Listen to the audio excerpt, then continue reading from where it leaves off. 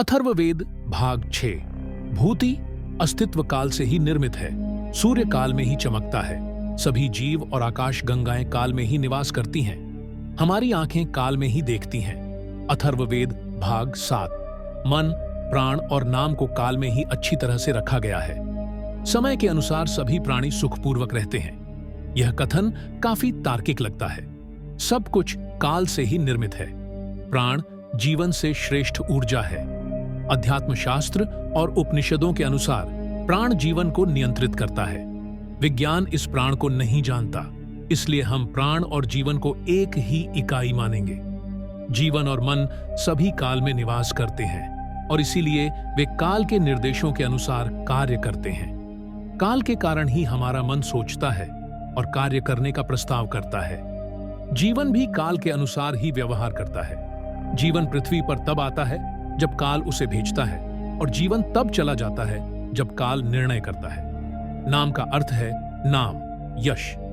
यह काल पर निर्भर करता है और उसी में रहता है। जब काल तय करता है तभी व्यक्ति को यश मिलता है और सभी लोग उसके नाम को समझते हैं। यदि काल अनुकूल न हो तो कोई भी प्रयास यश नहीं दे सकता। मरने के बाद भी कुछ लोग यश प्राप्त करते हैं।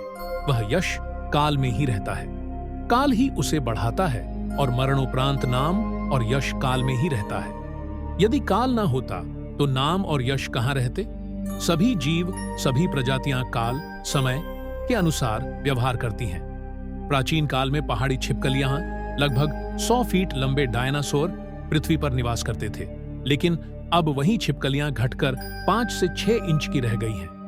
वे काल के अनुसार बदल गईं, या यूं कहें कि काल ने उनका रूप बदल दिया। सुदूर अतीत में हाथी जलीय जानवरों के रूप में समुद्र में रहते थे, लेकिन अब उन्होंने अपना रूप बदल लिया और जमीन पर रहने लगे। आज के समय में समुद्र में रहने वाली व्हेल मछलियां सुदूर अतीत में जमीन पर रहती थीं।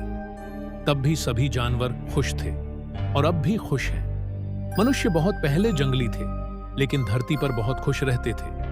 अब वे सभ्य और सुसंस्कृत हैं और उसी धरती पर खुशी से रहते हैं। ये सभी प्रभाव काल की महानता के कारण हैं।